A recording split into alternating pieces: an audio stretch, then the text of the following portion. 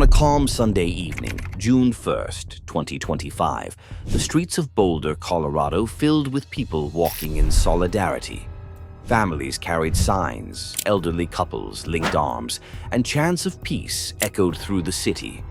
But in the middle of that gathering, one man appeared, carrying something far darker.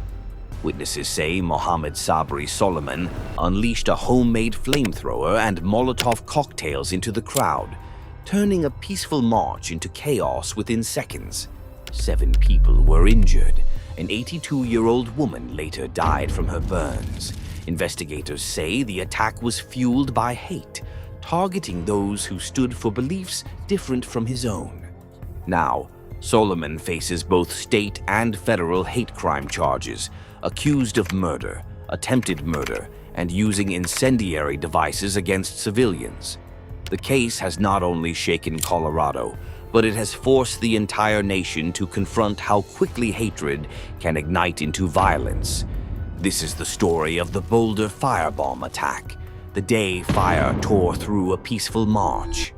Boulder, Colorado has long been a place where voices of activism thrive. Home to students, academics, and generations of families who value free expression, the city is no stranger to marches and demonstrations. From environmental rallies to civil rights gatherings, the streets of downtown Boulder have seen countless calls for peace and justice. On June 1st, 2025, the city came alive once again for a solidarity walk. Organizers promoted it as a day to unite communities during a period of heightened international tension. They wanted to send a message that even in divided times, people could still stand side by side. By late afternoon, hundreds had gathered. Parents pushed strollers while their children waved handmade signs. College students brought guitars and sang protest songs between chants. Clergy from different faiths walked together, their robes catching the Colorado breeze. Older residents, many who had lived through Vietnam-era demonstrations, nodded with quiet pride as they marched alongside a new generation. The atmosphere was described as hopeful, even joyful. Conversations flowed easily. Some people debated politics, others simply laughed and reconnected with friends. Local businesses along the route stepped outside to watch, some offering free bottles of water to marchers as they passed. It was a portrait of Boulder at its best, diverse, outspoken, and determined to make its voice heard. Nobody could have imagined how quickly that portrait would be torn apart. Amid the peaceful crowd was a man whose intentions were anything but peaceful. Mohamed Sabry Soliman, just 33 years old, carried with him not a banner or a chant, but anger that investigators say had been building for weeks. Authorities later revealed that Soliman had been active online, posting hostile messages and voicing resentment toward pro-Israel demonstrators. His words painted a picture of a man consumed by grievance, someone who saw the Solidarity March not as a gathering of neighbors, but as a target. Neighbors who spoke to reporters after his arrest described Soliman as withdrawn and unpredictable. Some said he often kept to himself, avoiding small talk. Others recalled moments of irritation or sudden temper, but none believed he was capable of planning violence on this scale. Court filings would later suggest that Soliman had deliberately prepared for the attack. He had fashioned a crude flamethrower and stockpiled Molotov cocktails. Prosecutors allege he timed his move to strike when the march was at its most crowded. Behind his calm exterior, they argue, was a man driven by ideology and resentment, ready to turn words into deadly action. And on June 1st, as Boulder marched for peace, Soliman walked with fire. As the march moved through Boulder's streets that evening, witnesses recall seeing Soliman step forward from the crowd. What happened next would transform chants of peace into screams of terror. As the sun dipped behind the mountains on June 1st, 2025, the marchers turned a corner near downtown Boulder. Witnesses say that's when Mohamed Sabry Soliman stepped forward.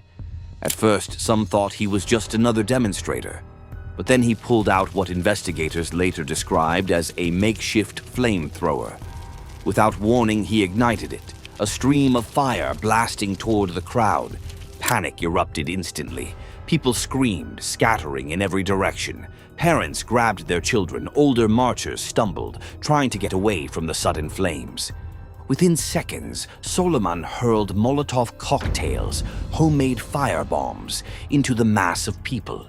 Explosions of fire sent marchers running as chaos overtook the once peaceful scene. 7 people were injured, including an 82-year-old woman who was rushed to the hospital with severe burns. Despite days of medical care, she later succumbed to her injuries, turning the attack into a fatal act of violence. Cell phone footage captured the terrifying moments. Fire streaking through the air, people rushing to help the wounded, others using jackets and water bottles to try to smother flames. For many, those images are now burned into memory. The night a march for peace was transformed into horror. Police moved quickly. Officers who had been monitoring the march tackled Soliman as he tried to flee. He was taken into custody at the scene, still carrying incendiary devices. Authorities wasted no time in labeling the attack a hate crime. Within days, both state prosecutors and the U.S. Justice Department announced charges: murder, attempted murder, arson, and federal hate crime violations. But even with the suspect in custody, the shockwaves in Boulder and across the nation had only just begun.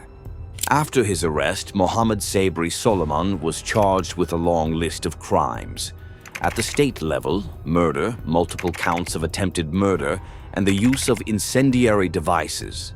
At the federal level, hate crime charges given his alleged targeting of pro-Israel participants in the march. Prosecutors revealed chilling details. Soliman had allegedly shouted slurs during the attack, leaving no doubt about his intent. They also confirmed that the Department of Justice would pursue the case aggressively, citing the deadly outcome and the ideological nature of the violence. If convicted, Soliman faces the possibility of life in prison without parole or the death penalty, depending on how federal charges are pursued. His attorneys have signaled they may argue mental instability, but prosecutors insist the act was calculated and deliberate. For Boulder, a city known for peace marches and progressive gatherings, the attack was devastating. Vigils were held at the very spot where the flames erupted. Hundreds gathered with candles, chanting softly, the same chants that had been drowned out by chaos just days before. Local leaders condemned the attack as an assault not just on one community, but on the city's values. Religious organizations from across faiths, Jewish, Christian, Muslim, and others, stood together to denounce the violence. One mourner at the vigil said, "We came here to show unity, and that's what we'll keep doing. Hate will not have the last word." The Boulder Firebomb Attack is more than a crime. It's a stark reminder of how quickly hatred can turn into violence. One man, armed with fire and rage, changed the lives of dozens and took the life of an innocent woman. But it's also a story of resilience, of strangers helping strangers, of communities standing side by side, and of the determination not to let hate silence voices of peace. This is the story of the Boulder Firebomb Attack. The night flames tore through a march for peace, and the city of Boulder was forced to confront just how dangerous unchecked hatred can be.